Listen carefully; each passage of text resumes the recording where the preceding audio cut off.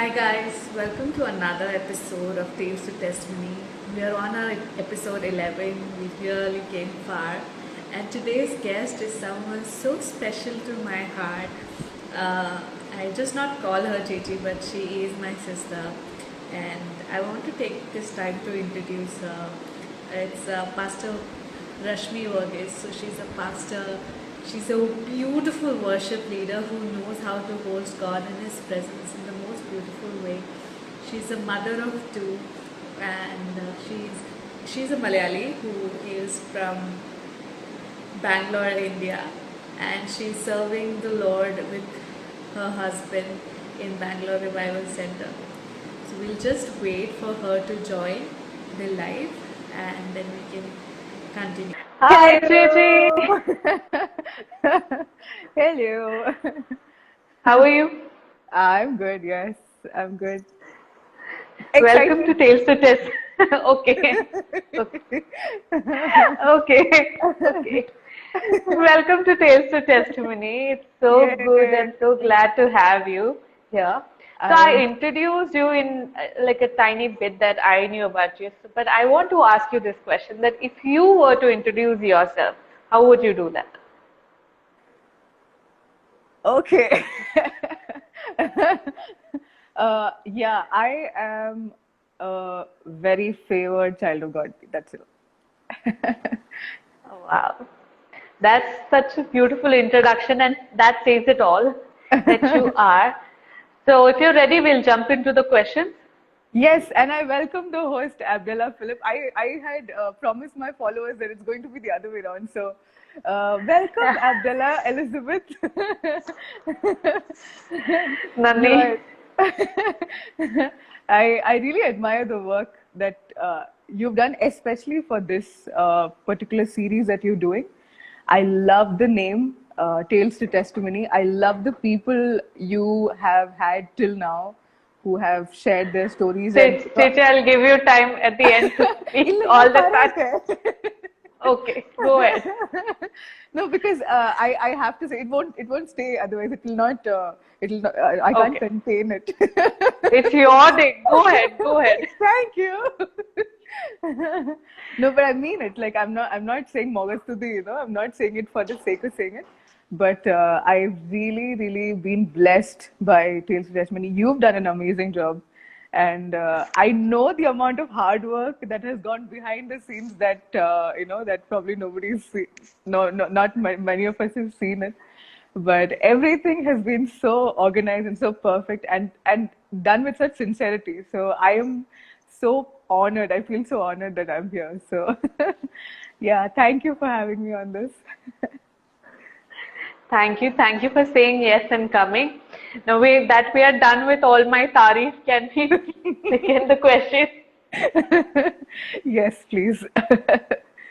Okay, so coming to how was this wonderful human born, and how exciting was your birth, and how exciting was the smiling face coming to the earth? Let's start from there. Yes, let's start from my birth. Very interesting, very interesting sequence of events happened. So yeah, this what happened. So I'm like the second one out of the three people in my family. So when my parents had their first child, my brother, like they had me in the next 2 years after that, which was kind of soon for them. They had never planned for this to happen. So because it was not planned and because they were not doing financially very well, my mom says that they were outside outside an abortion clinic, trying to get rid of this unwanted pregnancy, unexpected pregnancy that had happened. So they were there and they had given their token number. They had registered for the abortion, everything, and they were waiting for their turn. So it was like a line, and they were waiting for their turn. And when the lady next to them, which was like the number just previous to them, went in, my father held my mother's hand and said, "You know what? It's not worth it. It's okay. We'll do it together. God is with us." And he pulled her he got her up, and they say that they ran away like a very filmy. So I have drama right from then on, right from my conception. So much drama happening. So they say that they ran away from the clinic because they thought that the doctors would chase them. So they had me very young, like they were around 24, 25.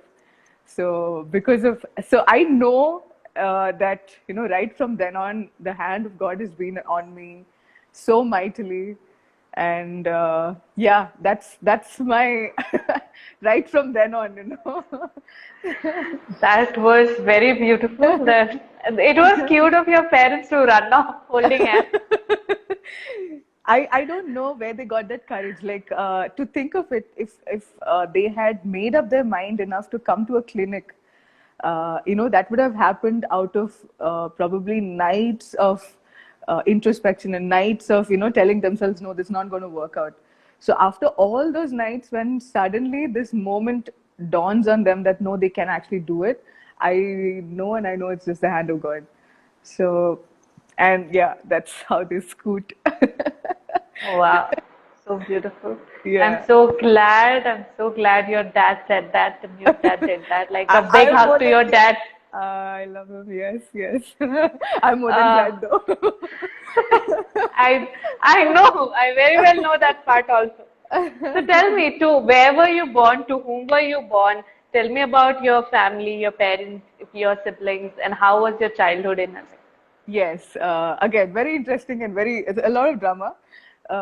So my parents, my dad is an architect. So there's this ongoing rumor that I'm a pastor's kid. I'm not.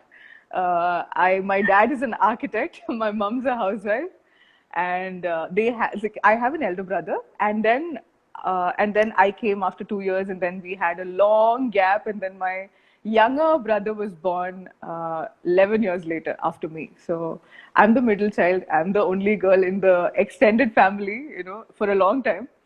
And that shows again.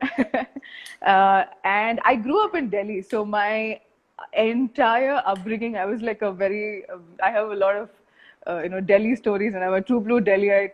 Till some time back, I was, very, there was so much of Delhi. मेरे रगों में दिल्ली घूम रहा था. रग में दिल्ली था. So I grew up in Delhi, and my first, I think, 10 years of my life were like were like out of a novel. It was so beautiful, and it was so set in the 90s, very, like very romantic, in the sense that I was a very carefree child. My parents were like, my dad is still someone who's very family oriented.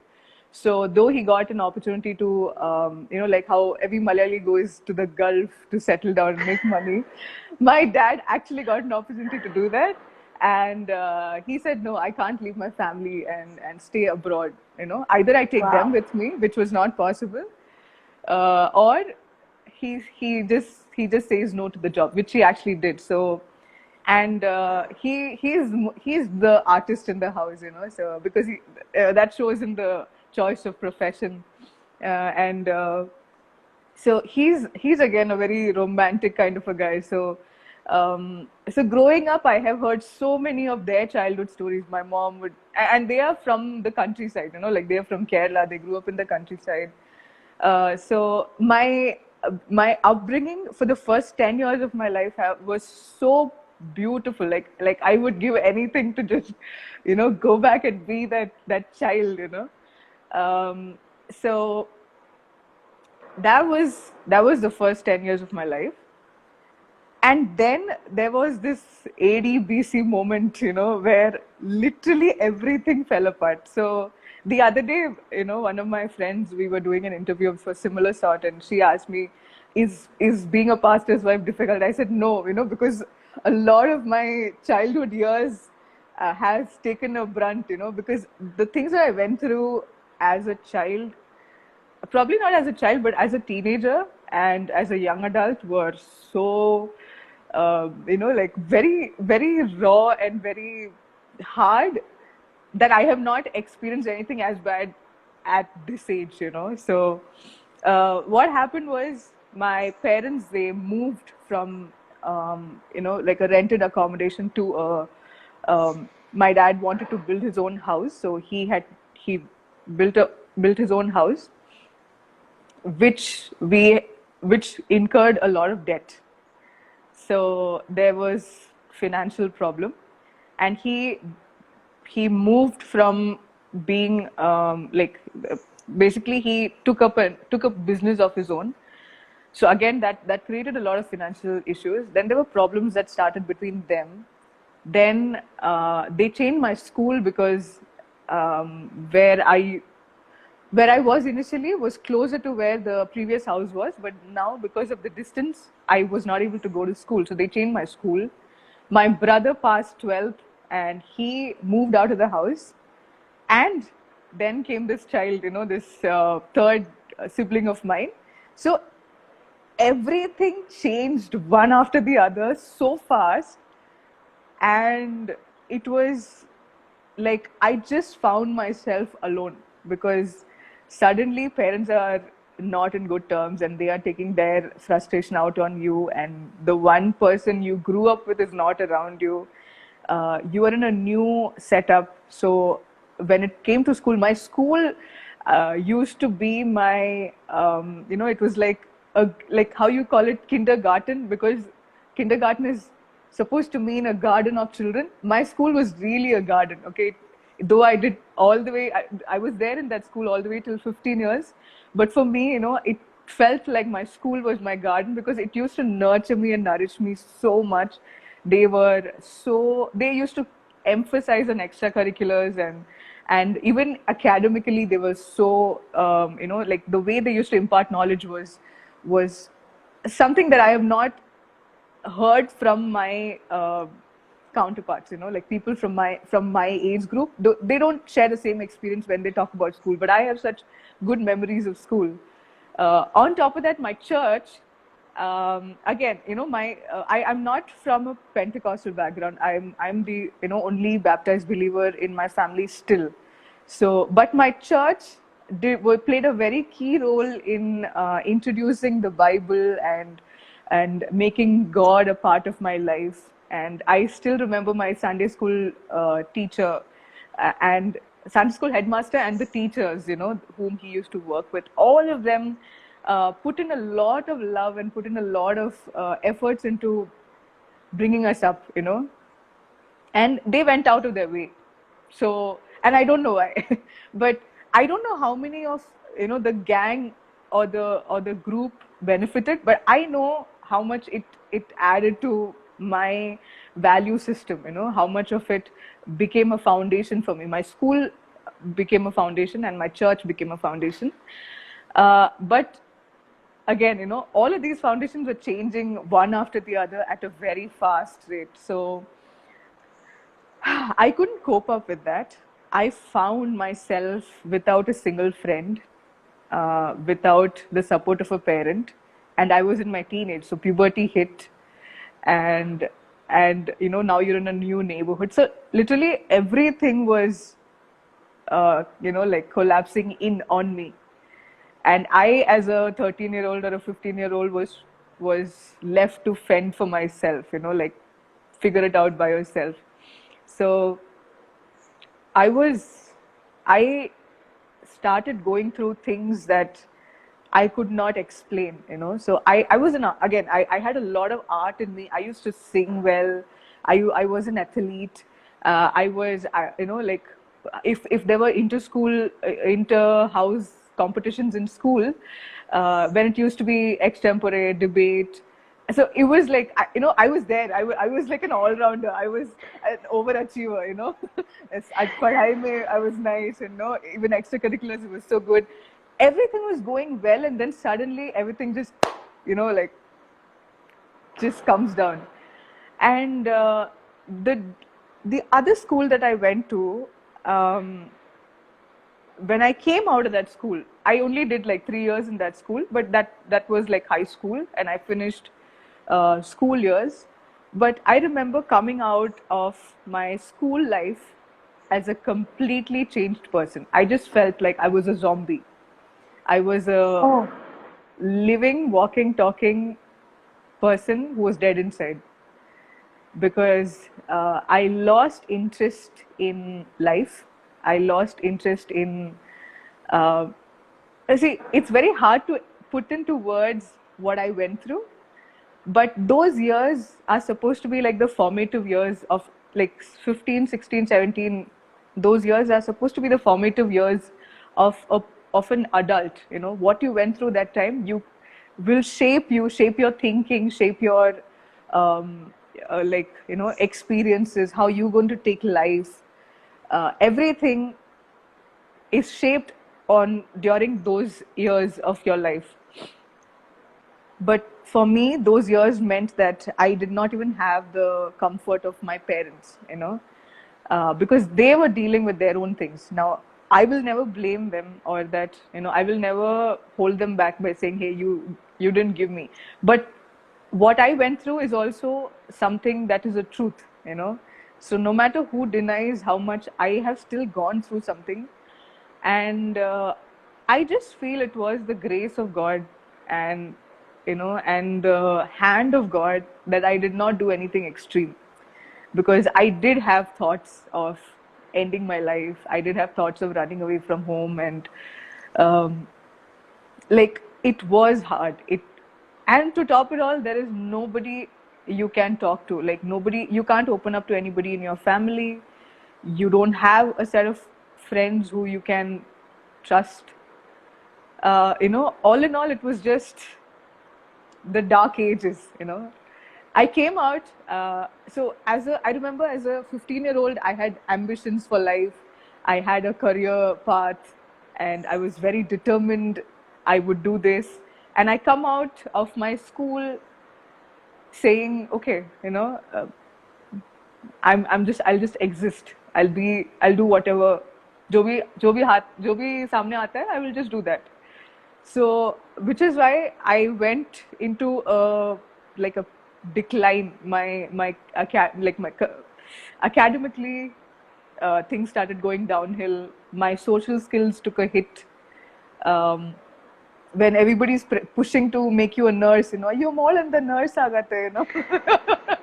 I science to nurse agile. Oh, that's such a disgrace. You know, and then you Talk to me about that.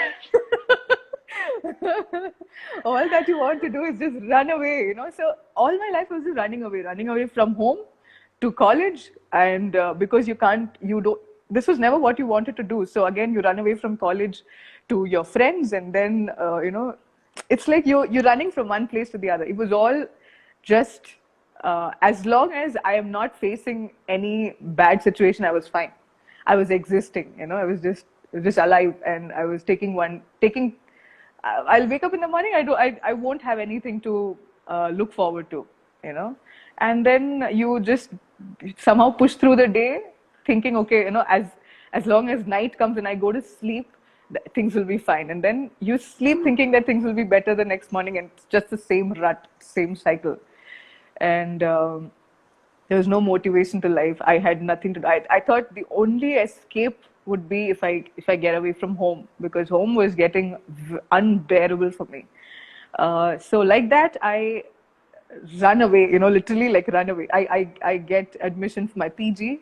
I said, I'm not going to stay anywhere in the north, because if I say north, my dad will say Delhi only, and then again I'll have to live another 3-4 years till they get me married off. I would have to be inside the house. I said, as far away from home as I can possibly manage.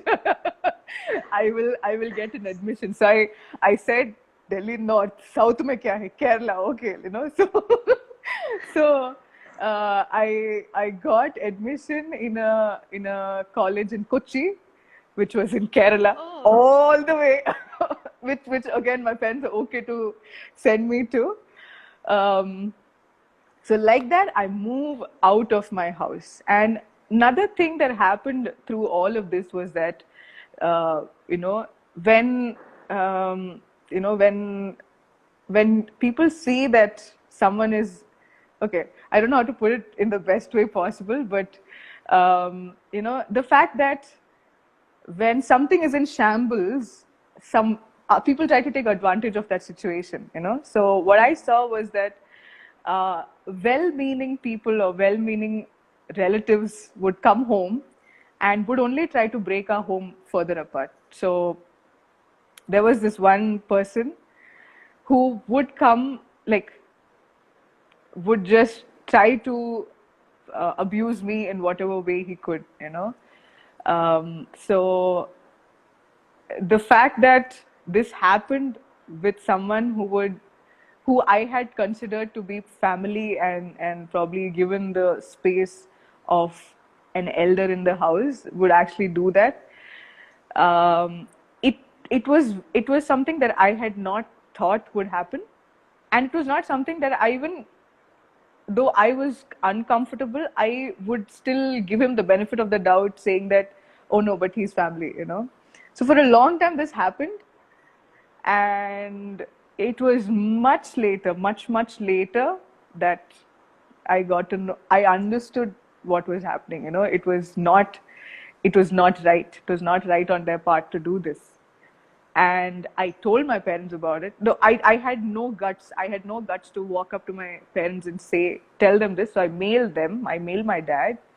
And I think it was just the pressure of society, or you know, just probably, you know, the fact that we are a family or something, that they never really took any action against it, or discouraged a visitation, or discouraged, you know, any interaction between. In fact, we had to be so socially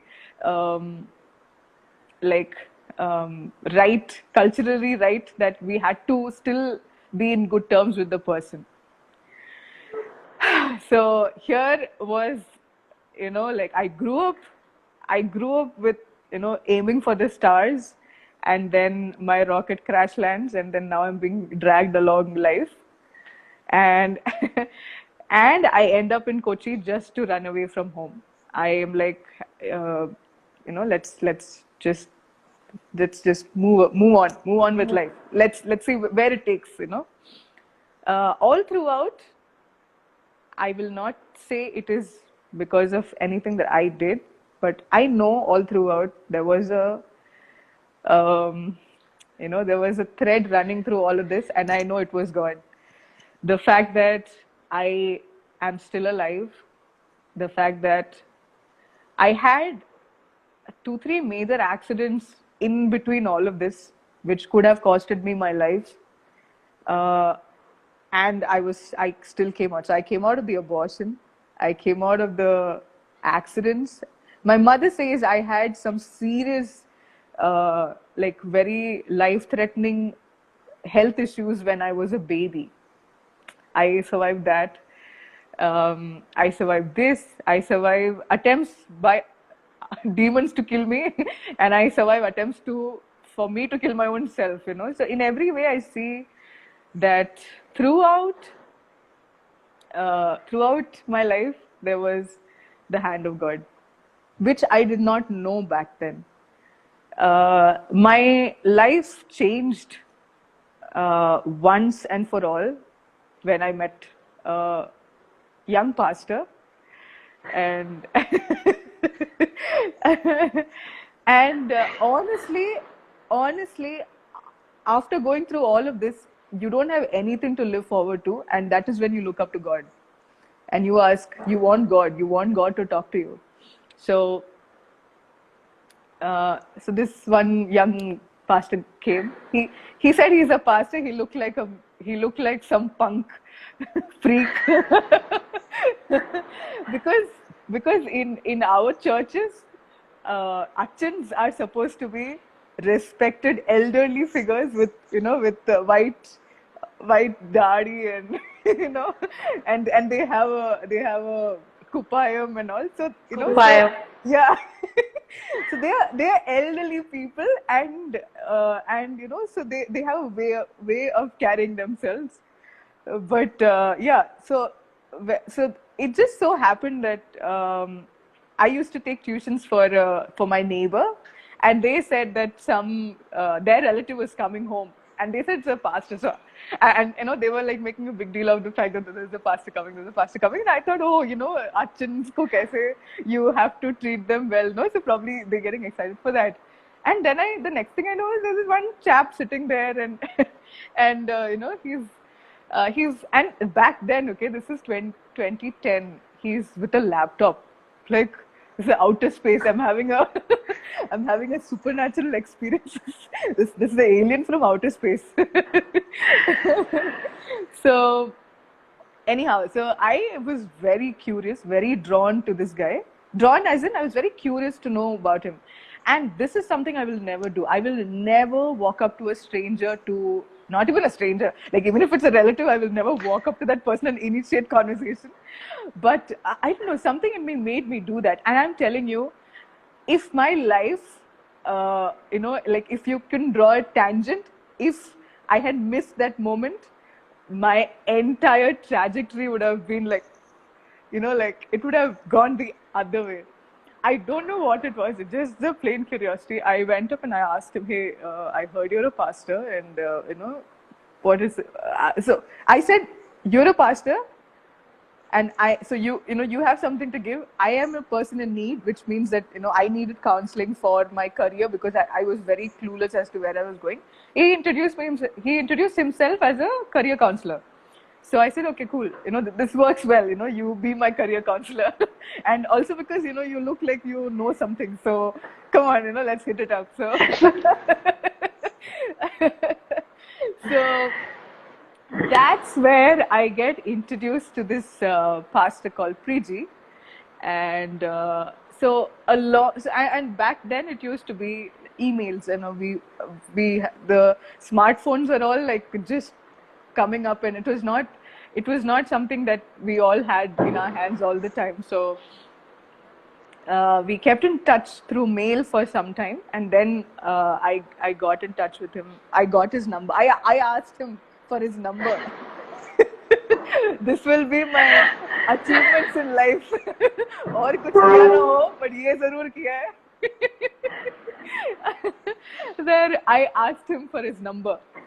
So anyway, so then we started keeping in touch, and I started talking to him for I think a good 1 year. I was just telling him.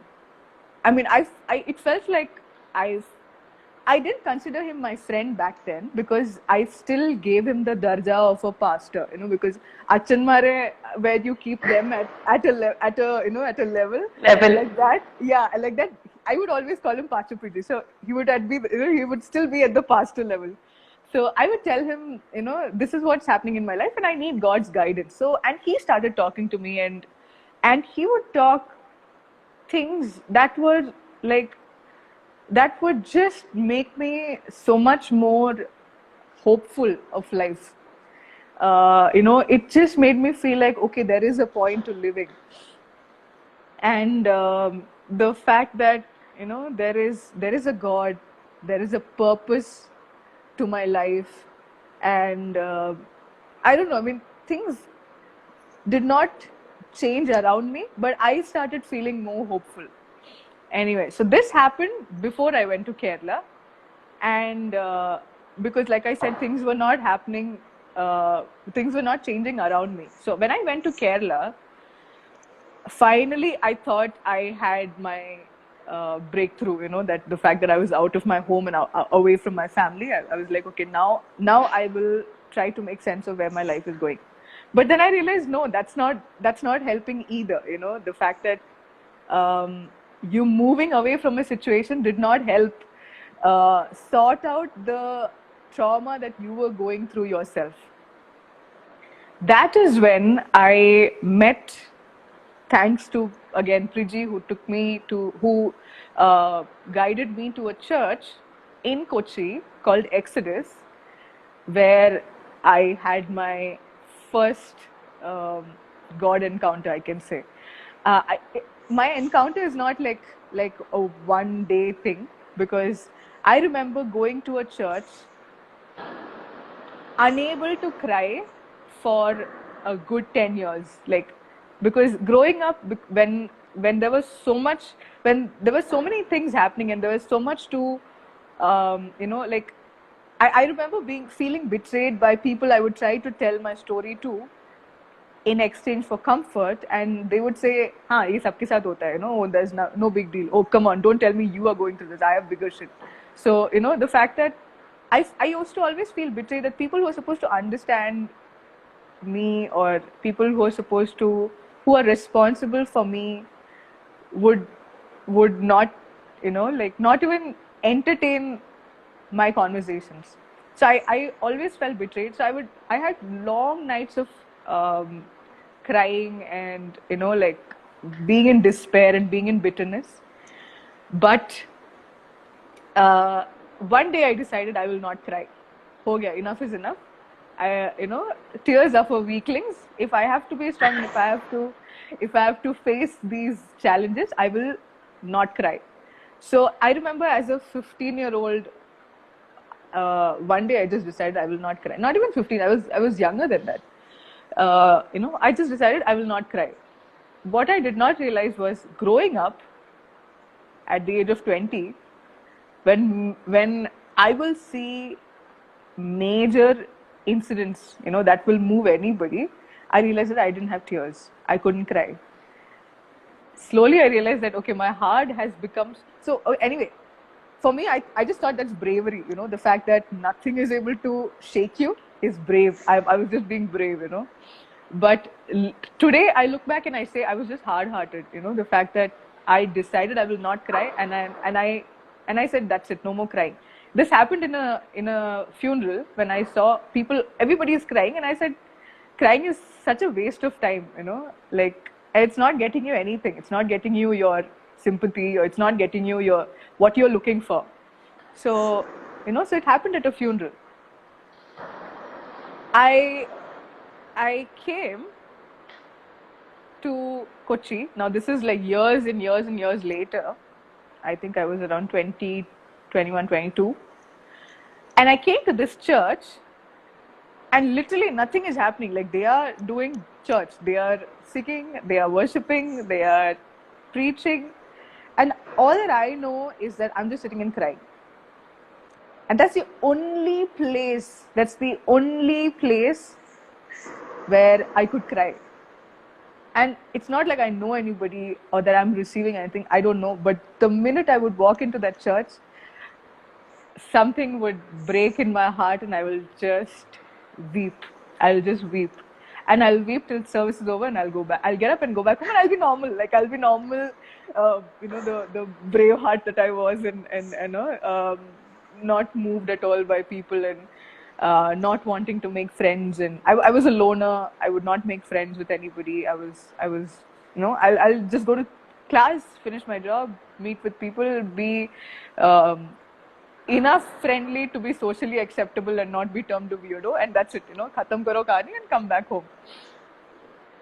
So Exodus was one place where I had my first breakthrough, where the pastor's wife, I remember Rashmi Chechi, spending so many hours trying to explain to me what happened back then. The fact that I was going through depression, the fact that I had lost interest in art, I had lost interest in singing, I had lost interest in even wanting to achieve anything in the smallest way possible. The fact that I had lost interest in life was all part of a depression. And, and I was like, that makes me sound like I'm a sick person. That makes me sound like I'm a victim, which I was, in a way I was, but just that I was trying to fight my own battles. And on top of that, everything is just so mixed up, because when I was going through my years of depression, I had something called as polycystic ovarian syndrome, PCOS, because of which a lot of things in your body change, your mood changes. And my doctor, when I was 19, when she diagnosed me with PCOS and she gave me hormonal tablets, she said, you know what? You can forget, if you don't try for children early, you can forget about having children. So, and back then I was like this ambitious person, right? मेरे को शादी नहीं करना है, मेरे को काम करना है. I have to achieve it big in life till शादी will come when I'm 27, 30 and all, and then we will think about kids. But she said, if you don't marry and have children early, you can forget about having kids. I said that's a bargain, and I'm willing to take. I don't want kids, but I will definitely have my career.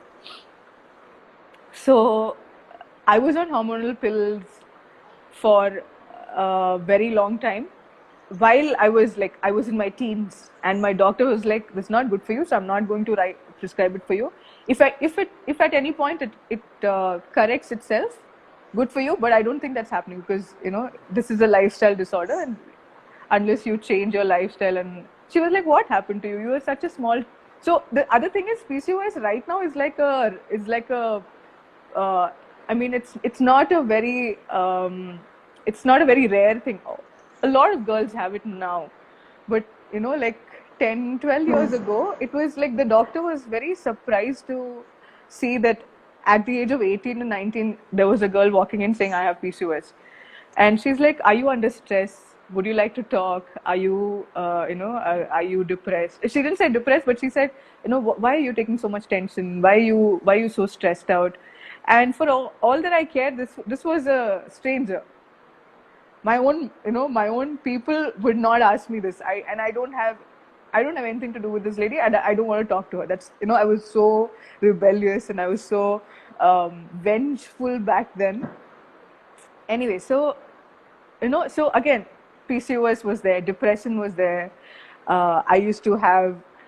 I grew up an introvert because of that. So I know that introversion is not something you are born with. It's just the way you try to cope up with circumstances, and you try to survive and come out alive, that this happens.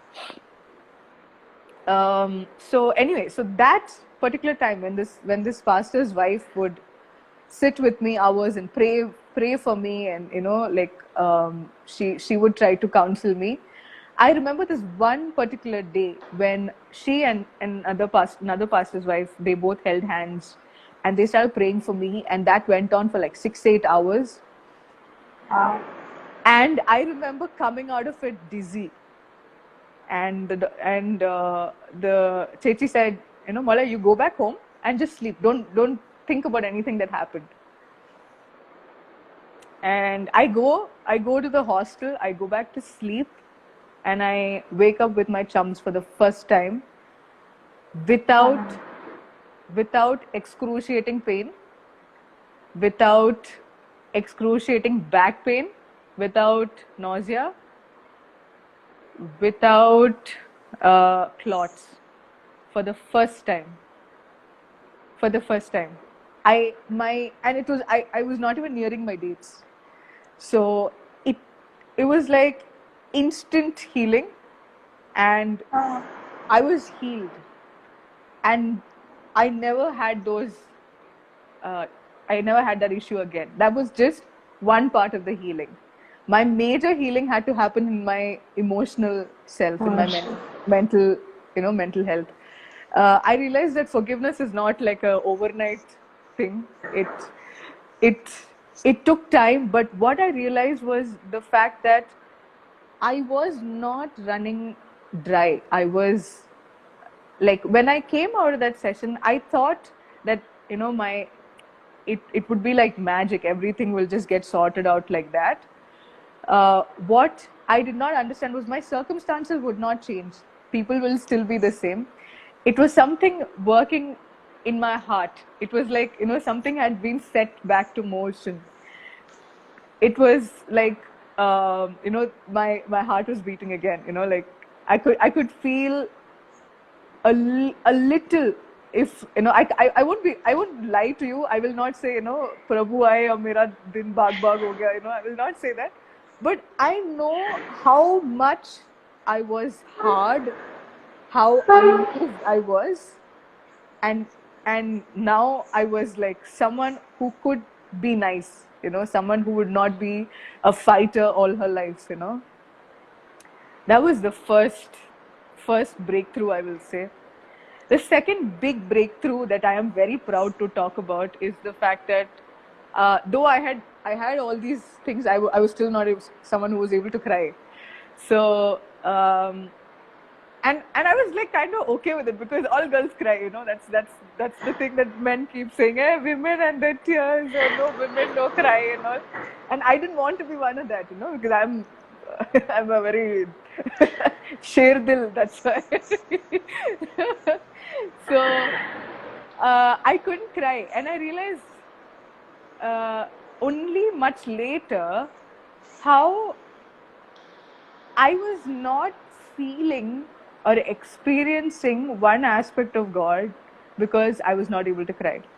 And I have gone to face, and I've gone and sat there, and I have seen people around me, weeping and wailing, and I'm like, प्रभु मेरा क्या होगा, मेरे को तो कुछ समझ ही नहीं आ रहा, मेरे को तो कुछ महसूस ही नहीं हो रहा. And I was sitting there thinking, and I'm like, I will not leave this place till you make me feel your presence, And I sit there, and I'm like bent I'm bent over, and I'm trying like really hard, one drop tear come, didn't help. One day this happens. One of the people there, his name is Frank, he came up and said, hey, would you like to draw something? Would you like to paint? So there's like worship going on, and they had a set of paint and canvas and all. And I'm like, hello, paint and me 15 saal pehle kiya tha. I don't know anything about paints. He's like, if you feel inspired about anything, you can pick up paint and you can draw something. I'm telling you, that was the first time in probably like 10-12 years that I had picked up paint back again. And I'm telling you, paint and colors and drawings and painting was such a big part of my life when I was growing up. Like, that art, kala jo hota hai, that you have that in you, right? And to know the fact that you lost it completely. You lost it, So it's just dead. It's not there. So, and I'm trying to argue with him in my head, but of course I can't say it. I'm thinking, I can't have this conversation. But he just kept it, and he went. And I said, okay, now that it's come, let me see what happens. And I painted something, and I was ashamed of it. I'm like I know I have won art competitions, and compared to that, this I was judging my own self when I drew something. But while I was drawing, while I was painting it, I got this inspiration of I just got the term the gift of tears. So I was like, okay, it sounds nice, but I don't know what it means. But I said, okay, anyway, I'll just be obedient to the phrase that I got, and I painted it. I painted a girl, and God giving her the gift of tears, and I wrote the gift of tears. And that happened one day. A week later,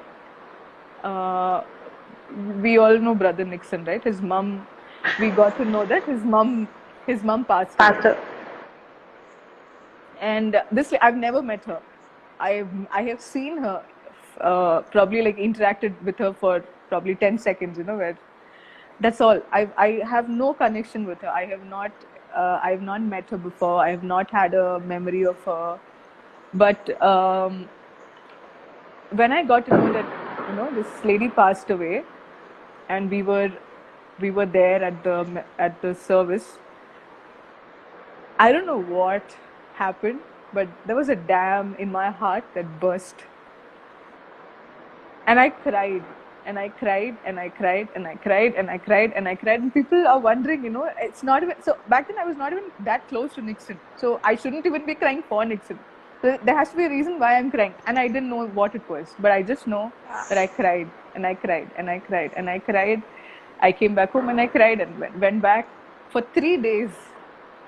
For 3 days, I just feel it was like whatever I had stored in my heart for like 12-13 saal, whatever it was coming out now. And that was a funeral. I cried till they buried the body, covered it with mud, and came back.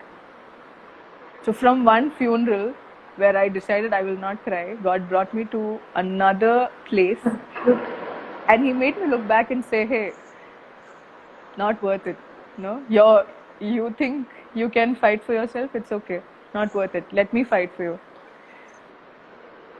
That was my second breakthrough. The fact that I started valuing my tears. I started valuing the fact that, the fact that you need tears.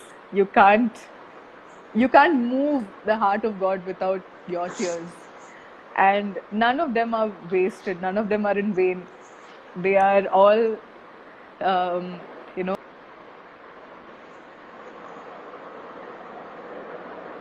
they're all bottled up and stored in heaven. Probably the only things we are able to take from earth to heaven.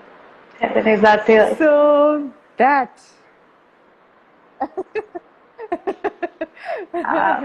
I don't have any right now because I am just excited. That's it. It's okay. You don't need to have. I'm glad you don't. I mean, my tissues, my box of tissues are next to me. Kaam aayega. Yeah. That's my life. The fact that I got married to that same pastor we were talking about sometime back. Yeah, that guy. Yeah, that guy. The protagonist in my story happened also through. I think I'll keep it for another time. Yeah. Go ahead. But it's so beautiful. Within one question, you answered your journey. Yeah. It's But complicated. yeah, all in all, thankful for Frank. Frank, if you ever see this, I can so relate to the painting part because it happened the same during my internship for me. Wow. And it was Frank. And I told you there is something about us.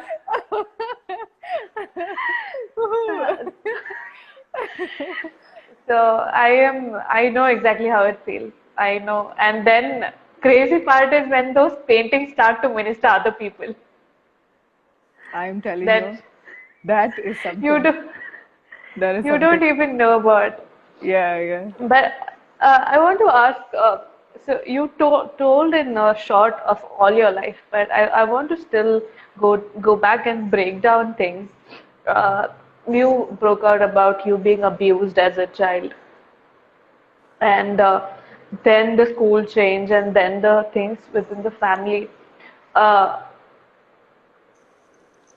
what was the time that you could actually completely get out of the fact that you was abused as a child or your parents didn't understand? And I want to know, like, I know there are still people who go through abuse is very true. Even in nowadays, it's like it happens, and Yeah. unfortunately it happens by the people in the family. uh, and how was your reaction to that one thing, that when you I know how much courage it would have took for you to even write a mail to your father.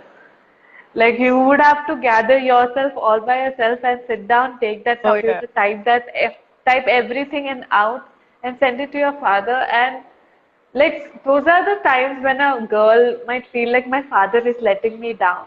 Yeah. Totally. How was it for you to come? Like how much the react being abused is one thing, but then being honest about it and then the reaction of it. How did you cope up with it? What was that point of क्या बोलते उस time का feeling? How was it? See, the first thing that had to happen was that I had to accept that I was abused. The fact that this is not just uncle trying to be nice and treating me like his own daughter, because he would never do this to his own daughter. So I had to first accept it for myself that this is not acceptable, what he was doing. So that brought in a set of emotions. Like it was anger and frustration and betrayal, that you trusted him with yourself, or you trusted him with your emotions, and he's playing you against it. um, so I think it took a long time for me to even accept that what he was doing was not right, because initially I just gave in. I'm like, he's like a father figure, ha, theek hai. And initially I gave in, because and I would think that I am thinking bad, or that the fact that I need to straighten myself out. So, but it took some time for me to stand up in my head and tell my own self that this is not right. uh, it it it didn't happen without external help. So the person that I opened up to after this, which was again Priji, and uh, there was somebody else that time. So I opened up to them, and they said, "Hey, this is not right. This is not fair. So you have to fight back, because nobody is going to fight for you." So the one time when I did it, the one time when I said a firm no, I saw the person change. And that is when I realized that, okay, I know this, my father couldn't do this, my mother couldn't do it, nobody else could do it. I had to do this. So, and that was it. Like, I had to just cut myself out and not like because there was no point of that relationship. There was no way I was. Um, See, I also feel that there were people who were responsible for me at that age who didn't do their part, you know. So, if you're talking about just emotions and just feelings, that was what was there. But then I had also reached a point in life where I'm like, okay, I'm going to uh, pick up my own self. I'm not going to make a sob story out of this. I'm just going to pick up myself, and I'm going to fight my battles. Because of course, till the time you have a revelation of God, if you think you are alone, you are like literally like how a child on the street would fight for a roti. Like that, I would fight for myself. I would fight for my dignity. I would fight for my self-esteem. I would fight for my public image, because back then, I remember, a lot of stories going around about me, and I think that they are being nice to me, but behind my back, there's a whole different story happening. So I had to fight for my public image. So back then, I'm telling you, it was not a very happy state of affairs. But you know what? Now, where I am right now, which I know is God ordained and placed by God, I see how people with similar stories who don't have anywhere else to go come here. And I know it's not a coincidence. I know it's not, that I somehow look very, approachable. I don't. I am everything but that. But somehow these girls, I happen to minister to girls or women who've gone through similar issues, who had depression, who had anxiety attacks, who had suicidal thoughts, suicidal tendencies, who had like abuse, history of abuse, literally like everything that I have gone through. These girls come and tell me, and there's a I feel that I am part of their journey. I feel like God is giving me a heart that when I pray for them, I'm able to pray out of my pain. And that kind of a prayer, I feel, is like I'm so much more involved than if you say, hey, I'm not well, can you please pray for me? Ah, yes, in the name of Jesus, be healed. so Say much it. more. No, really, so much more better than that. I'm not saying better in terms of how I feel about it, but I feel God wants me to be intentional about no changing their story. I can't do it. I'm not doing it, but I'm inviting God through a place of my brokenness. So he is using me as an instrument, and when I look back at my life, I feel that it's worth it. Every day that I went through, I cannot disconnect from a story because I so well know what they are talking about. Yeah. Wow, that was beautiful. And also that has to be the end of this first live session because we are running out of time for this Oh, one. So we'll end it and we'll sure. continue in the next one. So people stay tuned and just coming live in like what, 1 second or less than that. Welcome back, Jade. Hey. You came back brighter. Hallelujah. Hallelujah. Okay, so now moving on to a lighter part. Okay, you told us that how you met this Pastor Punk, which turned out to be Pastor Priji Varghese. But tell me of how the love story actually, like when did you turn from counselor Pastor Priji to Priji? Duh, Mansha. Yeah. How did that turn happen and how did eventually the marriage came? And also with the lifestyle that you've been through or the incidents that took place one after another, did you ever thought or had a process in mind that you will end up marrying a pastor out of everything? So tell me about that. Okay, so um, I did tell you how I met him and the fact that he was a key role in my salvation. Oh yes, he spoke to me about the gospel. So, like I said, my love for God and my foundations are already built in a church.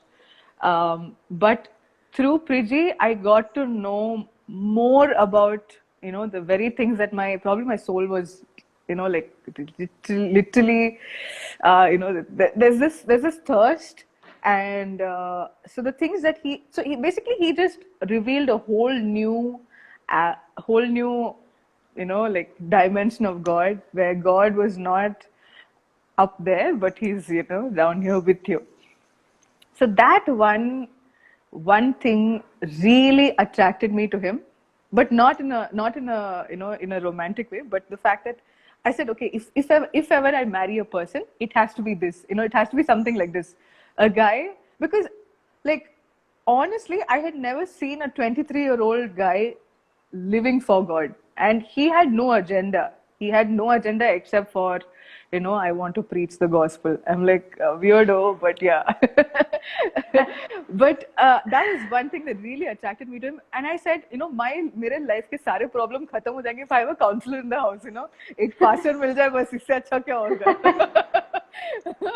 दुनिया में तो problem ही problem है. So, so, so I said, but no, like honestly, to think that I need a man who would guide me in the ways of God. That's all that I thought. And uh, we spoke for a year after I got to know him. He told, like he really brought me to the Lord. He told me about the importance of baptism, and then like a really chance incident that happened.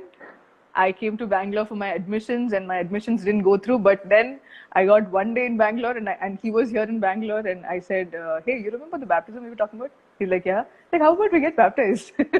He's like, "Oh yes, now that you're here, let's do it." So there was a crazy, like literally like a pizza party. We were like, आज क्या करना है? आज हमें baptism करना है. चलो baptism करते हैं. So I had already understood the relevance of baptism. Just that the whole trip to Bangalore which I have never come. Like, this is a city I had never come to before. I came, admissions. There was one day free, one Sunday in between free, and Saturday I call him and say, why don't you baptize me? So he said, okay, let's do it, and he baptized me, and that's how, he was and for him, I was the first person in Bangalore that he baptized. He had just started his ministry. He had come to Bangalore. He was here for 2 years prior to that, and 3 years. And I was the first person to be baptized by him in Bangalore. So wow. He took you out of the water and he never left you. And he tied me to his rib. So I got baptized, and the first thing that happens to me after I get baptized is I hear God, and I hear God's voice. I did not know God talks. I did not know that you can hear. I did not know the aspect of, when you say God told me, that line, it didn't make any sense prior to that.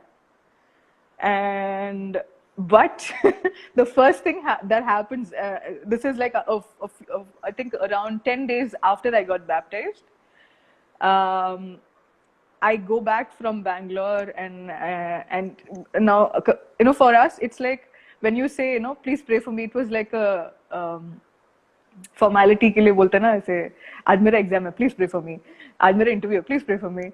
So like that, pastor also said, after you get baptized and when you go back, remember me in your prayers, remember our ministry in your prayers. So I said, okay, I will do that. And I'm praying for Pastor PG, and I said, oh Lord, his ministry, Lord, his work, whatever it is. And I'm praying for him, and God says, you know what, you'll be like Ruth. And I'm like, first of all, who was that? Wait a minute. I'm like, hello. But the fact that I actually, and I clearly and I loudly heard God for the first time in my life, that amazes me for two reasons. One, because without hearing God also, God had brought me all the way till here. And I was like, of course, that didn't strike me back then, but I'm like, I heard something and it doesn't make any sense. So then for some reason, Pastor PJ calls me in the evening, and I said, hey, you know what? While I was praying for you, I heard this and I don't know what it means. And the next thing I know is he's like, oh my God. And he's like, what? You actually... And he's freaking out on the other side of the phone, and I'm like, don't know what's happening. So what happened was, just that morning, when he had come to, I can feel the just that morning, while he was praying, God reminded him of a prophecy that he got 3 years ago, that a very dear prophet and a man of God had spoken over his life, saying that he will marry a Ruth who will eat from his field, who he will baptize the same morning. So unlike what it looks like to other people, it was never a love story. It was never a love marriage. It was me awkwardly saying yes to a pastor, solely because I had heard the voice of God and I was excited, and there was nothing I would have done to change that. I heard God, and that was it. I wanted it with everything I could hold on to. But it was awkward. Like, it was so horribly strange. Here was a man of God, here was a pastor, and for some reason I never thought that, pastors could marry also, but hota hai. But now how do I explain to people that my boyfriend is a pastor? Like, what does your boyfriend do? Oh, he's in a band, Yeah, that guy with the he's on the lead there, right there. He's my boyfriend. No, what does your boyfriend do? My boyfriend is a pastor. He fasts 3 times a day. He prays. He reads the Bible, and he fights with me over doctrinal issues. So that was the beginning of a very uncomfortable situation because now he had also heard from God. I had also heard from God, and we were like, and he never wanted to marry a new believer. One, because it will make people say things, the fact that I know why he got her baptized, no, only for this. Yeah, we know. So one was for that. Second, because he had again, he was a very ambitious man. Again, he thought he will marry a worship leader. And he will be the pastor. So church set हो गया ना भाई, pastor भी है, worship leader भी है, बस लोग चाहिए बस. So he was complete, like he had to take some time to come down to my level and accept the fact that new believers could be potential brides also. Brides. So that's how our story starts, and the remaining two years happened to be just preparation. I was in Kerala, he was in Bangalore, so it was a 2-year long distance relationship where I have not met him, I have not seen him. I think in the 2 years I've met him only 8 times, and he would come on a Sunday, take me to church, and then he'll go back to Bangalore. That was our dates. Our dates would happen worshipping and praising God. Like I said, awkward. Unconventional. My life has been drama and unconventional, so I'm very proud of that. So that was how we became a thing. We started hanging out on calls a lot. Back then, FaceTime would mean that I take a picture of him and put it on my almari, because in a hostel the wardens will come check your room and all. So I'll put it inside the door of my almari. There'll be that Godrej locker.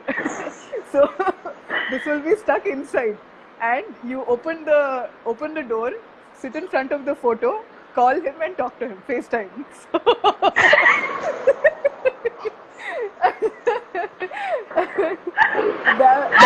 that was this is during the free SMSs days, where there was no WhatsApp, so no video call, no internet call. So you used to sacrificially put in data and money, not data, sorry, SMS packages and 100 per day.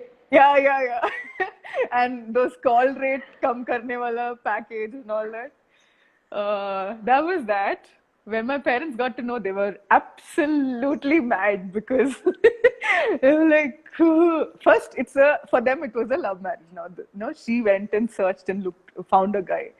Kitna, this is like shame on the family. Tumhara hamara ghar ka naam badnaam karke rahegi, So they tried everything to coerce me back into leaving him. So it came with, first it's, they tried the fact that I was the only girl, and then, they don't have any more girls to get married off in a in the Malayali, wear gold kind of a way. And then, anyway, so there was a lot of opposition, which was funny to the, I'm like, why will you even try this on me?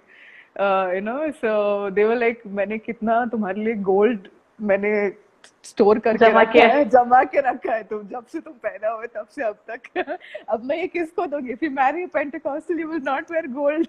Like, you give me wearing, no wearing, I will take care of that.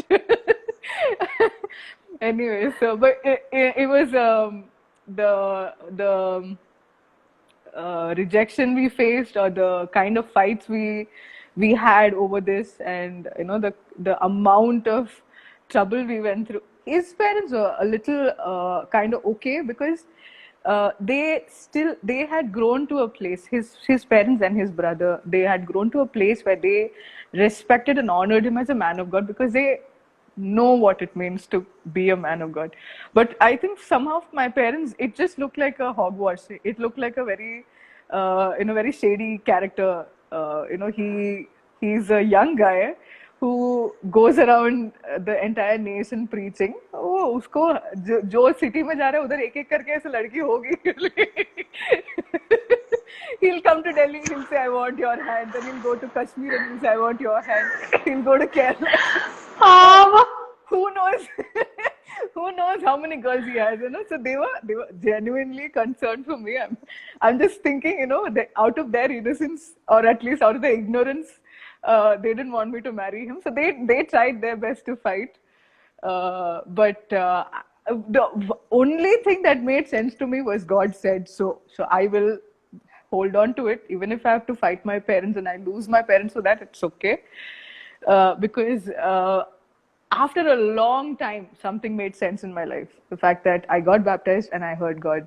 And I couldn't lose this for anything. So we got married like that in the middle of whole lot of drama again. I remember the pastor representing my husband was there. And he was trying to mediate, you know, because my parents came all angry for the night of the engagement. Wedding. Engagement. The night of the engagement. Oh, engagement. Yeah. So the engagement. They came. They said they won't come, but beti hai, to unka dil pighal gaya. So they came, but they came to create more hangama there. So they came night of the engagement. They came. And they were like, see, you know, the fact that I had left church. So I had moved from the church that I was to Exodus. That was also a big no-no for them. And the fact that now she's getting married to someone that she's selected, you know, how. And they had kind of come to a place where they said, you know what, if you don't honor us and if you don't want to live your life for us, do not ever come back to us. Like, you know, they had reached that place, which I said, okay, you know, I know if I don't want to dishonor them. So that's the thing. In all of my pursuit, thanks to, you know, sensible advice from my pastors there, and the fact that, you know, even Priji was for the idea that we should honor our parents. No matter how much they fight us, we should still honor them. So we kept them involved in everything. Only thing is, they were not, you know, like they were not willing to let go, which I feel was because they wanted to be parents more than, you know, like more than probably seeing the fact that God, because they never understood the journey that I had with God in my private time. So like that, we did get married. And right now, my parents love him and they honor him as a man of God. They, you know, they consider him to be the son in their house, and it's like right now our relationship is so much more better than you know, how it was back then. Yeah. So beautiful. So you got married and all excited to marry the pastor and all. So it was all happy. When did the realization came and hit you that marrying a pastor means you become a pastor amma? Yeah. Talk about it. That is not just okay, I got a counselor for rest of my life. I have also a role to play in that. Oh yes. I basically married. I thought pastor will be in during pastoral hours, you know, 8, 9 to 5. Those are pastor's hours in the office. But when he comes home, he'll be husband, you know. But little did I know that that's not how it works.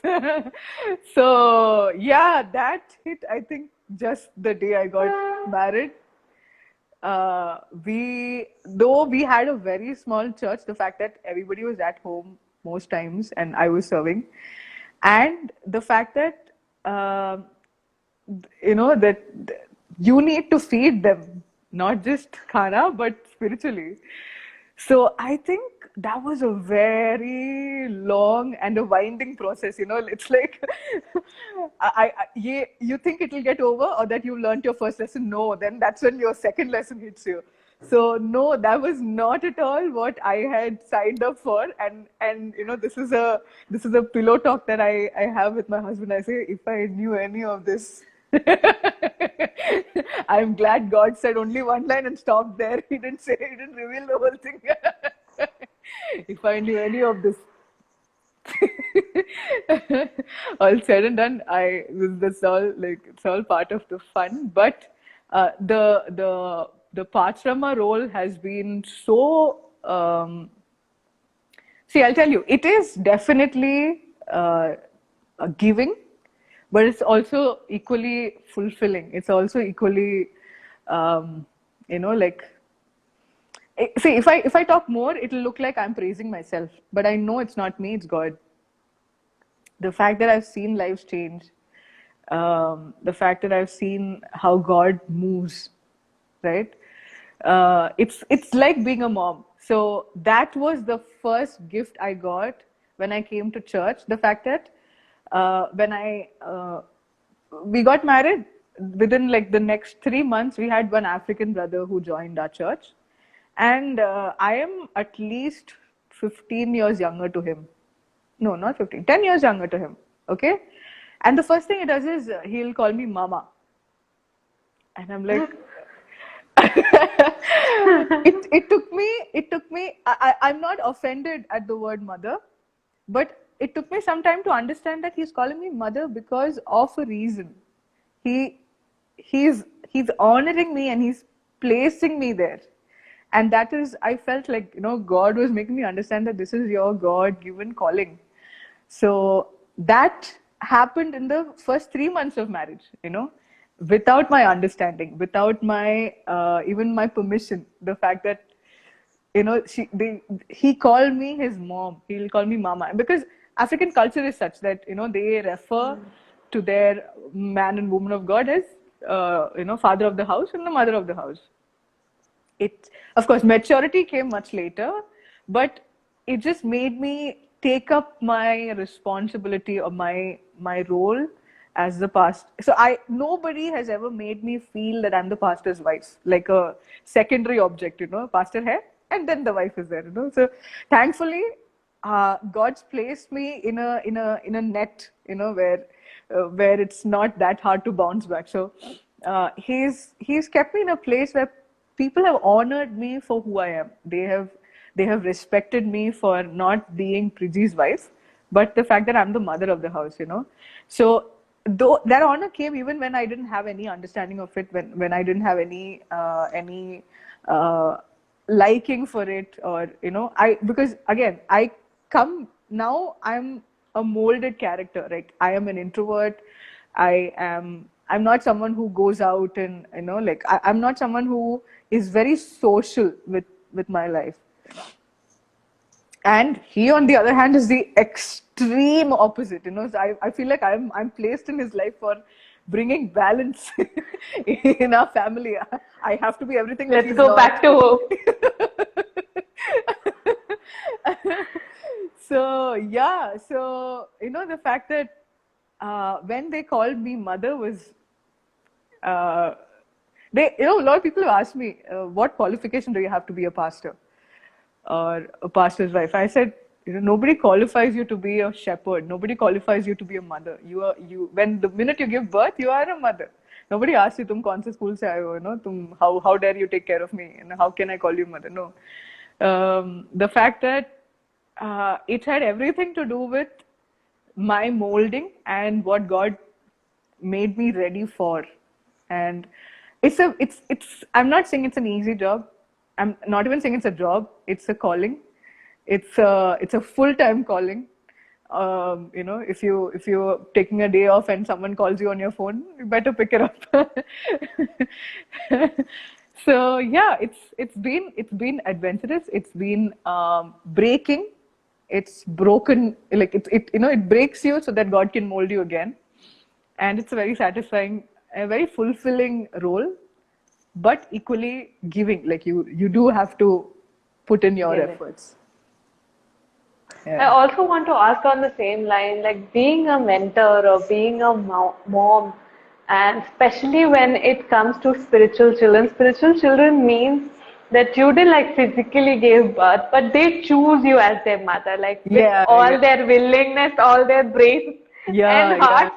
They pick you and call you their mom. So have you ever felt like it's been years now of being a mentor, being a pastor's wife, and being a spiritual mom? There's so many that you already are. Was there any pressure at any point of time, or is there still is that you feel like I have to live up to the expectations of my kids, or every time somebody comes and calls you mama, it rings in your head? It's not like you can just ignore it. How is that thing for you? Yeah, living up to expectations, I don't know. Definitely not. I cannot live to anybody's expectations because they will differ based on their needs, and needs are a plenty. So I have reached a place where I know that I cannot live to even to my husband's expectations, because he will want me to be one which is that movie, Mr. and Mrs. Smith, no, where Brad Pitt is holding the gun to set, Angelina Jolie's on the other side. He wants me to be that. I was like, you fight all your battles, I will sit inside. So I said no. I can't even fulfill his expectations. But if there is anything that God wants me to do, I think that's one thing that has gone good for me because of my the upbringing that I had. Upbringing as in the kind of circumstances I went through. The fact that I grew up to be this rebel who didn't want to please anybody. Okay, now that is a different state, but somehow that characteristic is there in me, that in a good way also, the fact that I don't want to please anybody. Earlier it used to be to please my own self because I wanted to have my way. Now it is a place of surrender. I have said I will not go to please anybody, but I will definitely want to bring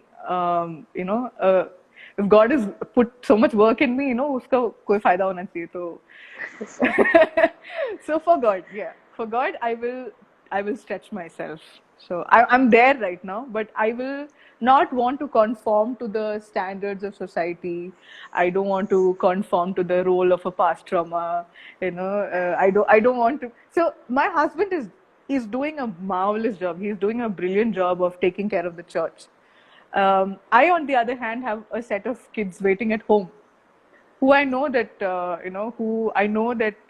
there are a lot of people to handle them and take care of them and be there for them, but probably nobody can be a mother for them. So I'm happy with my role as a mom to them also. I have my spiritual children. I love them, and I give them the same importance I give to my physical children. The fact that both of them have needs and both of them have to be taken care of. They need the kind of nurturing and nourishment. And I try to. I'm not saying I have arrived, I have successfully achieved it in life. No, I'm not. But I try to do my best in, being a mom. So coming to you being a physical mom, how becoming a mom to Zahal and Izzy, you have such wonderful kids. In all perspectives. All perspectives.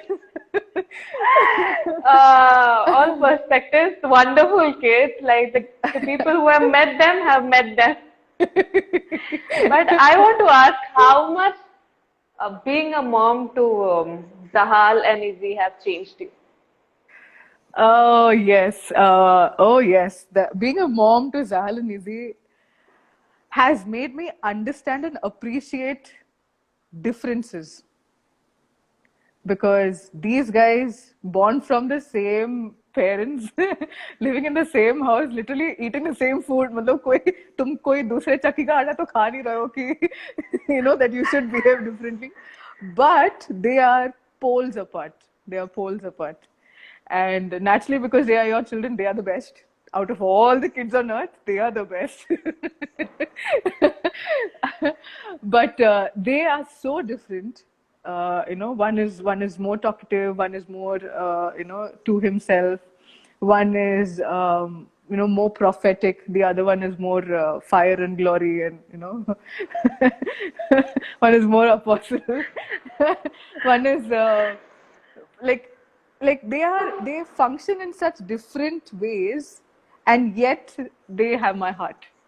So that made me become a little more broad-minded than I was, because I thought this is the truth. This is how it is, and this is what you stick to.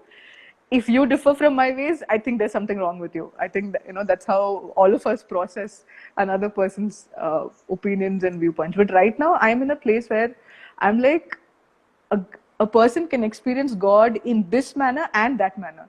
A person can live life in one way and the other way. I am nobody to probably write it out for them. As long as they're not departing from the truth of the word, I have become so much more how do you say, patient and more like it's making me sound like I'm Hitler or something. Earlier I was not, now I am. But no, it's like I've started appreciating the little things in little efforts, little things, because for them, they will draw something which may not be Picasso, but you look at it and I'm like, wow, you put in effort, you put in, there's creativity in you, the spark in you, and these guys are so forgiving. Like they are so, they don't.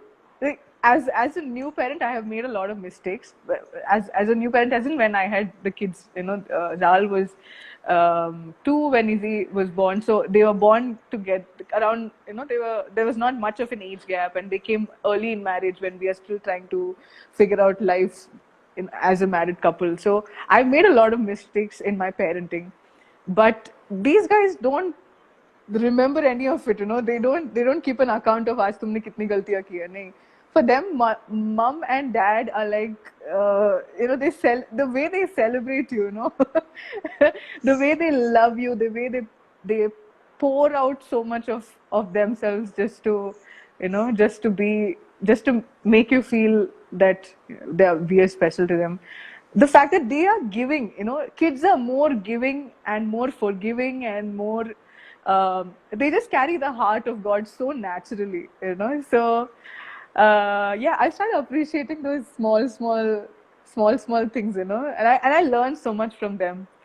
And I don't tell them any of this, nahi to, they'll be like, isko to kuch pata hi nahi tha pehle se. One day they'll grow up and watch this video on YouTube Please and get to know. Please unlist this and don't show to them. Yeah, parenting is a journey, but it's totally worth it. Totally worth it. Also, okay, being a mother too, like you have 2 kids. So, like, did that complete you and you were like feeling perfectly completed when you had your 2 kids? And also a question that, did you ever feel like you're failing as a mother to your kids? Oh. I know your kids are still young, but I know it like starts hitting, especially mothers of this age, feels like they are failing every day being a mother. Or you are the super mom who have all things sorted and like, I got this world. Oh, don't. Let's not go there. I mean, I will definitely talk about it, but it's a phrase to say no. Please, let's not go there. No, because motherhood came without me planning for it. So it had very less preparation from my side to even say that, okay, I had an achievement in life. Second thing that happened after that, so that's my big failure, the fact that I was never prepared. Second thing was the fact that I kept having recurrent fallbacks when it came to my mental issues.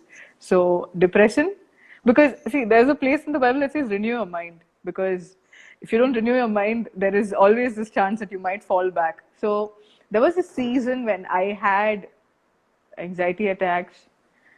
I was going through a depressive phase for for a major loss that happened in my life, and I had not gotten out of that season of loss, and I was struggling to understand how to make sense of it. And so at that point of time, I have really, the good thing was that, the fact that when there are 2 parents, when one is in the ditch, the other one is still there to pull you out. So the good thing was that, the father was always there, the priest in the house was always there. But I have definitely definitely not kept my my side of the work or my part of the work completely done. Uh, I just took my time in trying to find healing in those uh, seasons of uh, losses that I went through. So I know that I have neglected them at that point, or during those times. Outside, everybody knows pastor's wife, or okay, pastor for that matter, Pastor Rashmi. She's there, she's taking care of it. She's taking care of her church. So on the outside, there is this tag of a supermom because she's handling church and she's handling people at home and she's handling her kids and she's traveling in between. And so on the outside there is always this image of a supermom. Now, see, I didn't ask for it, so I'm not going to come and tell you to correct that image. But on the inside, I know that there were so many times when I have not had it all together. There is no supermom. The fact that we all work from our areas of emptiness. There are these hollows that we try to fill by being overachievers. By being a supermom. You want that for yourself, but I'm telling you, it's an exhausting practice, and at the end, you may not have achieved what you thought you would achieve. So right now, I'm at a state of peace, saying that the same God who took care of me. Before I say this, I'm telling you, it's not because I want to neglect my parental responsibilities any further, but I am saying this because I am still in a journey. I'm still going through life. I have not achieved it all. I have not reached a place where I am, where I know the answers for everything. So while I am figuring life out again, and my God is with me, the same God who took care of me when I was 3, when I was 5, when I was 15. Okay, I grew up without much of my parents' involvement in the teenage years, but I came out alive, and I came out stronger. So I know that they are not my children. I keep saying this, they are. I am just a caretaker for them, I am. Your Hannah, you gave up your Samuel to the Lord. Oh no, that's another level of sacrifice that I won't talk about right now. But I'm just saying that, the more I say they're my kids, the more I will want to be possessive over them, and the more I will write my definitions on them. Their definitions of success, their definition of what you did in life will all be mine, So I don't want that. I want them to have their identity in God. Which is why I am like, I can't achieve everything as a mom. I can't achieve everything even as a person. But I know that all of us have God, and we all need to find that, that that void that we were trying to fill by doing all the work. We are all called to, we're all called human beings because we are supposed to be something, but we end up doing. We are all trying to achieve things and just fill that void with a lot of doing. So I've come to a place where I say, I'll just be a mom. So if I can be something, I'll be that. But I don't think I can do a lot of things to make you say that I'm a good mom. So Wow, that was very beautifully put.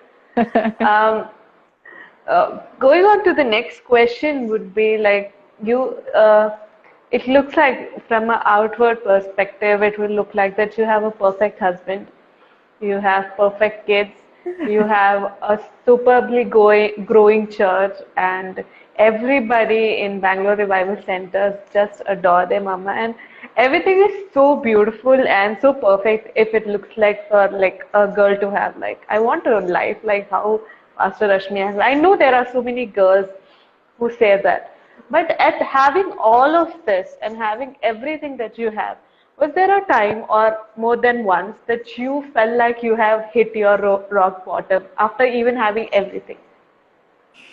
As recently as last month, yes, not because of the lockdown. It's not because of lockdown, but yes, yes. See, that's the thing. We can define success for ourselves, and that will still not be what that hollow, will be filled with. That hollow is a big hollow. It's an infinite hollow that requires an infinite source of love. The only infinite source of love I know is God. So if it's not him, there's nothing that can fill that black hole. Yeah. But as you rightly said about even your being this position and after having Zahal and Izzy, you mentioned that you had this time and patch that you were in depression and you like accepted it. Like people after being spiritual, they don't accept it that I can come into depression. And I know there is this set of notion that after you believe in Christ, after Christ has worked in your life, and you being a pastor, out of everything, uh, that thing that हम लोग नहीं हो सकते depression में, and we can't have anxiety, we can't have depression, we can't even have headaches for that matter because you have Jesus in your life. How were in all of that voices that is very evident in today's time, where you were able to accept that no, the things are not right in my head and in my body, I am depressed and I am going through anxiety. How did you accept it and how was the process? See, it all comes from a place from being accepted for who you are. I don't see God rejecting us at any point, at any cost. So, like I said, for me, the good thing that I carried from all the way from my teenage to now was the fact that I really wasn't bothered about what people are saying. But the fact that, how did God define me? God said, nothing can take you away from my love. No, neither angels nor demons. Nothing can, and these are demons. If you think that by being a born again believer, the enemy is not going to fight you, the enemy was fighting the Son of God himself. And these are not just random thoughts that come, because thoughts come and thoughts go, but emotions come, emotions go. They have a source. Okay, if it's not being caused by anything around you, then but it definitely requires an answer. The answer is that the enemy is fighting you. So of course, I will not say that I was being like modest. I was being how do I say it, like, I was being modest about the whole thing, the fact that I fought it back. No, I did not. The fact that certain battles will bring in injuries, certain battles will bring in scars, and you require your healing period. You require your time of just recuperating and going back stronger. You need medicine, you need first aid, you need rest, you need all of that. And I really feel that certain battles that we walk into are so much more powerful. Not that the one who lives in us or the one who's inside of us is not greater than the one in the world. It's not that. But at a soul realm and at a physical realm, you are taking up battles that that your spirit may be able to fight, but probably your emotions are not able to fight. So I don't know, like, I don't know how much the Christian world is ready to talk about these topics without stereotyping them, or without playing it down, or without bringing in a Christian factor to it. The fact that there are people who are going through a lot of emotional ups and downs, a lot of mental health issues. Like last year, one of the things that God spoke to us and gave us a vision was to pray for people who are facing mental health issues, because that is a need, that is a requirement. If there is an illness like that, we need a praying church. We need a church that understands it in the first place, and talks about it, and removes the taboo around it, and comes together to fight it, and the fact that, like I said, I do not go through anything and it become a waste. God has always used it to help us to have an understanding of, this is real, this is definitely something that was allowed in my life, and it has taught me something. I come out of it stronger. I have a tale that becomes a testimony. Nice plug. Yeah. And that speaks. I can't speak from a place of ignorance. I can't speak from a place of of rejecting the idea that there could be something like this. Our church needs to be a church needs to accept people who are going through their problems. We've become a lot of talk, but it's like, if God made the church into a body, right now the church is only the mouth. The hands have shrunk, the legs have shrunk, the heart is shrunk, the brain is shrunk. Oh, the heart. Shrunk. Everything is shrunk. It's now just a big mouth, and weird. That's weird. We don't need that. That was so strong, and that is so important to talk about, that it is okay. I'm not, when I'm saying again, don't take me wrong, that I want you to stay in depression or I want you to stay in anxiety. Yeah. But like bringing it out there, bringing in on the surface is needed, that it gets the healing. Until and unless we show our wounds, nobody can heal us. You go to a doctor, you don't sit there. You tell what's going inside your body. And same comes when it exposing things to God, it makes it easier and it heals us. Yeah. It's very beautifully put by you. And coming to the last question of the evening would be, standing tall today evening, that you are going through like heck lot of things that you have been, like one after another. And I know there is a journey ahead of you, like from your childhood, from things to your teenage, to your adulthood. Like there's been a journey of ruins everywhere, little ruins falling everywhere. And I want to ask, till this day, till this morning or till this evening, what was that one thing, like I know it's God, but that kept you going, if you want to put it together? I know it's God. I don't know what else to say to that.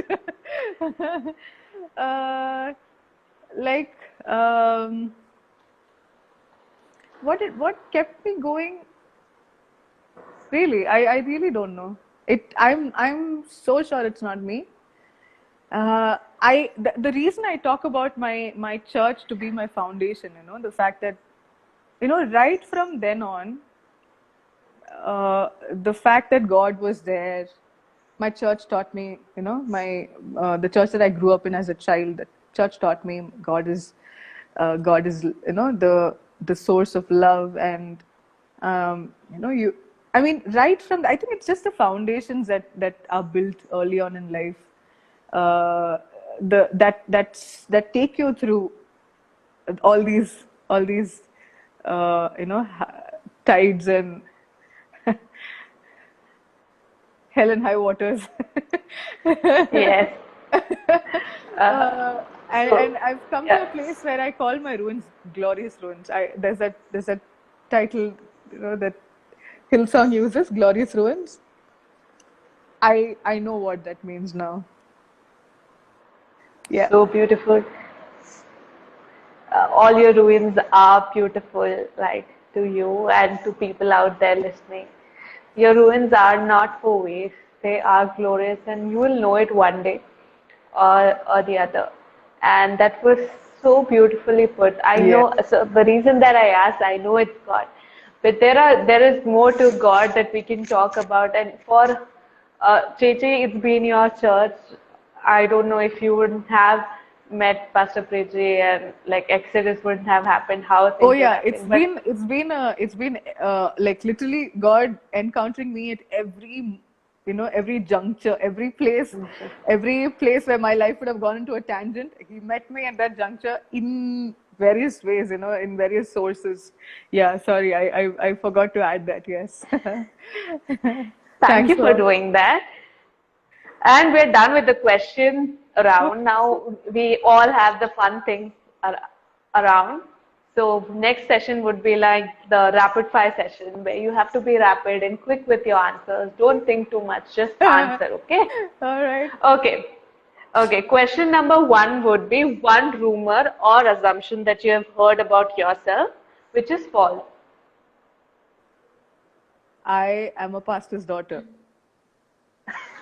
Yeah, which is, it's false, people. Okay, come fill in the blanks, complete the blank, okay? Your day isn't complete without dash. My day isn't complete without my children crying, Mama, Mama, where are you? Why are you inside the room? Okay, good one. Third, one habit of yours that annoys your husband. Do I have to say this out loud? Yes, yes, you have to. uh, okay, just one. He's Just gonna one. type in more. The fact that I don't use my phone to its fullest. Okay, He that's one expects me thing. to make it into like a supercomputer. But yeah, I don't. You escaped all the good ones and you thought, okay, I don't good even one, like good I one. keep my phone away. I don't receive even calls. Like my phone goes on DND. It's not because I don't want to receive calls. It's just that I'll be in the middle of something. So he'll be like, phone, at least receive calls. Why are you not I receiving want to calls? tell one thing here that throughout this interview, the number of times I have felt bad for Prejicha. Oh, now you're saying this. Okay, moving on to the next question. Okay, That was fast. the best holiday you had till date was The best best holiday you had. holiday. Before or after marriage? Any which. Oh, okay. My best holidays have been during my childhood when I was really small. And every year for summer vacations, we used to go to Kerala to meet my grandparents. Those are the best. It just makes me nostalgic. Oh, I love Kerala. I love the countryside. Okay. One proud Malayali here. Oh, yes. Okay. Okay. If asked to show a dance move right now, what will you do and do it? You are asking for the wrong things. Go ahead. Go ahead. It's rapid. You have to be fast. Change. Do one. Any move. Move your hands around. Say fast. We can laugh later. It's not that. See, if for your personal moment of entertainment, I will do it. I have like a whole world watching No, me. do anything. Do anything. Do anything. One step. Nice. Muddy. Only one step was needed. Okay. Okay. The next question is, how you talk to Zahal and Izzy when you are angry? Sure. It's all Malayalam. It's not. They don't even understand what I'm saying. They just know I'm angry and they do their work. Okay. The last question of the rapid fire will be, show me three worship postures that is your like trademark and you always do when you're worshipping, and do it. Oh, this is one. Because I have to. Even though I don't want to, I end up crying. So I'll like. Second will be on my knees, and third will be like. Shh. Lifting my hand Okay. up. Perfect. So we move on to our next session, which is photo flashback, where I'll show you few pictures of yourself and you have to tell me why is it so and what was it about. Okay, let's go. Okay. Tell me about this. My church. Look at the pews. Look at the traditional benches and the traditional maroon sofa covers. This was clicked when I was the youth in charge of my Sunday school, and they were practicing something, and this is from my previous church, the church I grew up in. And I was just sitting, I was thinking something, and this boy comes and he clicks this. I forgot if it was Anumod or Bijo, one of them. I love my church. I love that gang. Okay. Okay. Next picture. Tell me about this. I knew this would come. This is Kerala. This is one reason why I love my hometown. These these fish sellers, they'll come on the cycle and they'll have this particular honk, that horn, papu papu, they'll come. And I grew up in Delhi. Okay, there is no machi in Delhi. Whatever is there is all I don't know how they preserve it. This is fresh fish. My amachi, she bought it like one whole fish she got. This is actually one of the many that she got. So, and I was just too excited to see this one full fish, because when we buy it, they clean, and back in the north, like when you buy it from a fish seller, they'll cut and they'll clean, and they'll give you only the good parts. This was the first time I had seen fish of many varieties, all intact, and yeah, this is the drama that I add to my life. Okay. That was a nice explanation for a mean. Okay. Okay, next. Okay, this is one picture that got me into trouble a lot, because this is in Kochi, and this was taken in a majlis. Now, if you know what a majlis is, my friends told me they are going to have Arabic I don't know. food. Okay, I'll tell you. Majlis is a place, I forgot the exact word for it, but these hookah bars. So they're actually gone to a place where you have a hookah bar, but it also comes with good food. So they said they're going for good food, and that's why I joined them. And which is why if you see these particular pillows, so in Arabic restaurants you sit on the floor and eat, right? So they have they keep the floor well furnished like this. So they'll put sofa on the floor, and they'll have these kind of pillows. So I took a picture like this and I put it up on Facebook, and later one of my friend's brothers who come on, like in Kerala, brothers can visit hookah bars, but sisters cannot. So the brother saw, because I had tagged the sister on this, and the brother called the sister and fired her, and then she in turn fired me. But this stayed on the Facebook. Okay. That was nice explanation and a story. Drama. Okay, moving on to the next. Kerala, my dear Kerala. This is all the maluness that comes out of a Delhiite who's not seen coconut water and only gets to it like once a year. So this is I forgot where this is though, but this is definitely in Kerala. And whenever we used to go to Kerala, my Amachi and Apacha will get so excited. First thing they'll do is they'll chop down coconut trees. Not trees, not trees. They'll pluck coconuts, and the tender coconut. Okay, this is the fresh tender coconut. Does no justice to the tender coconut you get to buy here. This tender coconut, if you drink from it, it has fizz inside it. So it's like you're drinking aerated coconut water, because that is how you know this is fresh, like fresh from the tree, kind of fresh. I love my Kerala.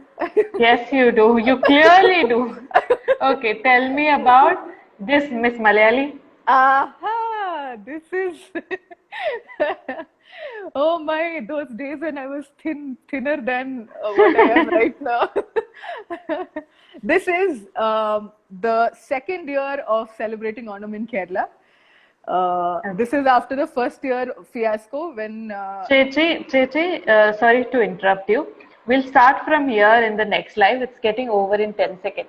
All Okay. right, yeah, yeah. Okay, I'll join right here from the next live. Okay, people, see you in like 5 seconds. Okay.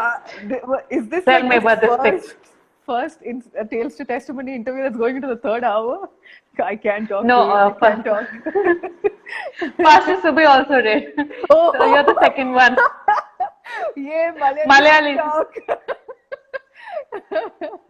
Yeah, so this is my second attempt at getting Onam right. The first attempt, they just said tomorrow is Onam, and I did not know what that meant. I mean, of course, no, I know what Onam was, but I did not know what you do for Onam. So I just thought I'll wear a skirt and a t-shirt. My t-shirt happened to be black. My skirt happened to be white. Sorry, my skirt happened to be. It was a long skirt. My skirt happened to be red, and I was the odd one out in the entire institution of engineering and management students. So this is the second year, and I got it right this time. Yes. Okay. Coming to the last picture, which is one of my favorite pictures. So tell me about. Oh no, this. This is second last. This is your favorite picture?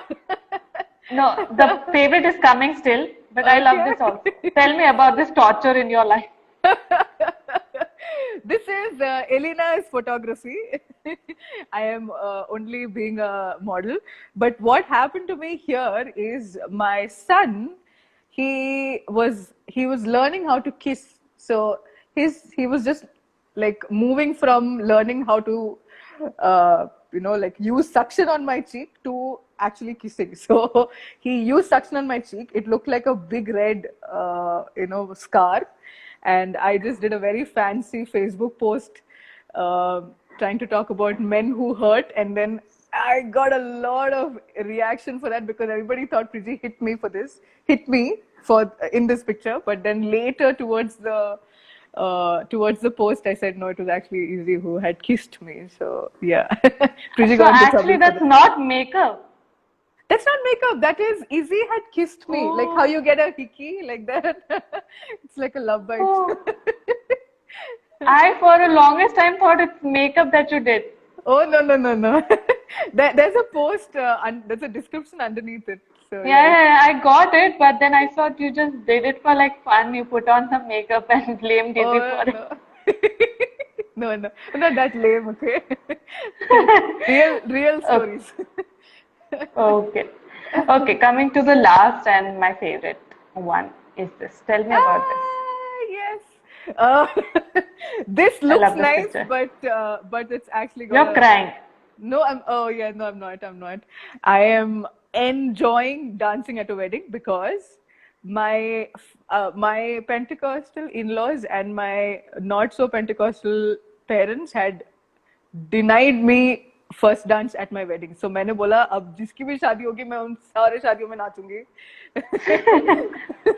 So this is from a good friend's wedding, and this is me and Priji trying to do ball dance. We are just pretending that we know ball dance, but this is a slow dance, that couples have. But yeah, I was just remembering that moment. I'm like, I will never leave the opportunity to dance at a wedding. I love this picture of Pastor Priji and you, which is too adorable in my. I thought like you were like getting all emotional dancing and like literally crying, like there was one tear going. My crying is reserved for church, okay?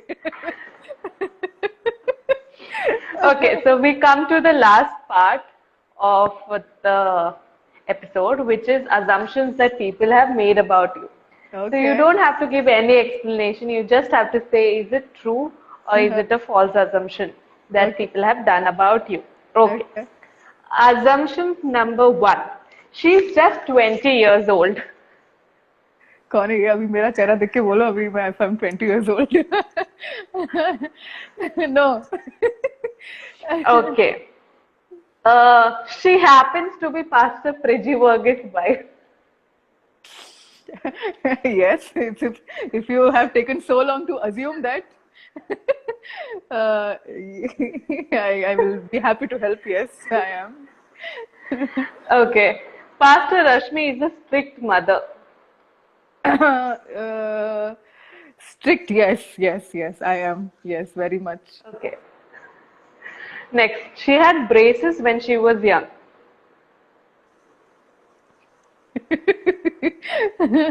I will definitely have braces when I'm old. No, I did not. Who? But Okay. I am very curious to see, who is this? That you will never get to know. Okay. Okay, next one is she's an introvert. Oh, yes, a big one. Okay. Next one is, okay, I'm so sorry to laugh at this, but she's an extremely patient mother. Yes, when I'm outside because I have a public image to maintain. घर के अंदर आओगे तो story बहुत different है. Okay. So second last is she loves to. This one. Charger. Yeah. Tell me. Elena, we love you. I love you. Okay. Second last assumption is she loves to cook food and loves to eat.